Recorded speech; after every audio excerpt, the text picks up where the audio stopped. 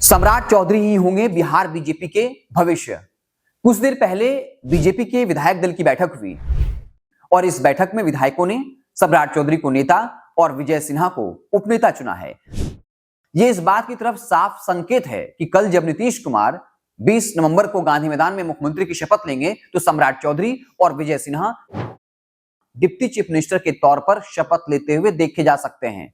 और जो ये लगातार कयास लग रहा था कि सम्राट चौधरी पर जिस तरह के आरोप लगे और बीजेपी को उस वजह से बैकफुट पर होना पड़ा, तो सम्राट चौधरी को साइडलाइन कर सकती है भाजपा आला कमान। लेकिन जिस तरीके से विधायक दल की बैठक हुई और सम्राट चौधरी को नेता चुना गया, क्या आपको यह लगता है कि ये बिना मोदी शाह के इशारे के हुआ हो, बिना उनकी मर्जी के हुआ हो? क्योंकि इस वक्त किसी भी राज्य में जहां बीजेपी की सरकार बनी है, मुख्यमंत्री कौन होगा, उप मुख्यमंत्री कौन होगा, मंत्री कौन होगा, ये फैसला अमित शाह और मोदी करते हैं। तो जो ये कयास लग रहा था कि सम्राट चौधरी का डिमोशन हो सकता है, उन पर जो है कार्रवाई कहने का मतलब कि उनको साइडलाइन किया जा सकता है। लेकिन अब बैठक में साफ हो गया है कि सम्राट चौधरी ही बिहार बीजेपी के भविष्य होंगे। बिहार बीजेपी भविष्य होने का मतलब मुख्यमंत्री के चेहरे से है, क्योंकि सम्राट चौधरी को जब डिप्टी चीफ मिनिस्टर बनाया गया तो कहीं ना कहीं भाजपा जो है वो एक नेता तैयार करना चाहती है जो बिहार में कुशवाहा वोट बैंक है, उसको साफ तौर पर मैसेज देना चाहती है कि आपका जो नेता है हम उसको मुख्यमंत्री बनाएंगे। क्योंकि लगातार लवकुश जो नीतीश कुमार को मुख्यमंत्री बनाने में बड़ी भूमिका रही, लेकिन जो कुशवाहा समाज है वो कहता रहा है कि भाई हमारी जनसंख्या आपसे दुगनी है, लेकिन हमने नीतीश कुमार को सीएम के तौर पर स्वीकार कर लिया, लेकिन कुशवाहा समाज भी अपने सीएम पद की मांग कर रहा है और सम्राट चौधरी को फिर से डिप्टी चीफ मिनिस्टर बनाया गया है। तो एक तरह से कुशवाहा समाज में साफ मैसेज है।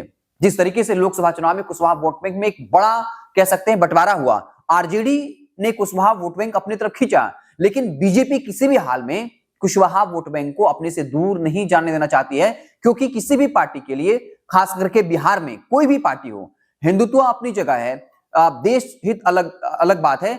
बिहार में राजनीति करनी है तो आपको कुछ वोट बैंक का ख्याल रखना होता है। ऐसे में कुशवाहा वोट बैंक बीजेपी के लिए सबसे मुफीद है। ऐसे में सम्राट चौधरी को विधायक दल का नेता चुना जाना इस बात की तरफ इशारा कर रहा है।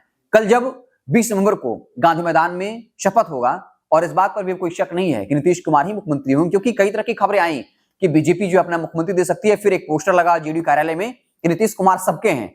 तो अब जो है दो चीजें कंफर्म हो गई हैं। एक तो नीतीश कुमार का सीएम पद की शपथ ले रहे हैं, और एक साफ तौर पर इंडिकेशन है कि कल सम्राट चौधरी और विजय सिन्हा फिर से डिप्टी चीफ मिनिस्टर के तौर पर रिपीट कर सकते हैं। तो सम्राट चौधरी जिनके बारे में कहा जा रहा था कि बीजेपी उनको साइडलाइन कर सकती है, लेकिन जिस तरह से नेता चुना गया, मोदी शाह इस बात पर डटे हैं, लाख आरोप लगने के बाद भी, कि सम्राट चौधरी ही जो है वो बिहार बीजेपी के भविष्य होंगे। क्योंकि नीतीश कुमार का शायद ही अंतिम चुनाव है। इस चुनाव के बाद कौन? तो बीजेपी जो सालों से अपना मुख्यमंत्री बनाने के लिए तरस रही है, ऐसे में सम्राट चौधरी को फिर से प्रमोट किया गया है। और यह साफ तौर पर कुशवाहा समाज को भी मैसेज है कि सम्राट चौधरी ही बिहार के जो हैं वो भविष्य होंगे। आपको क्या कुछ लगता है?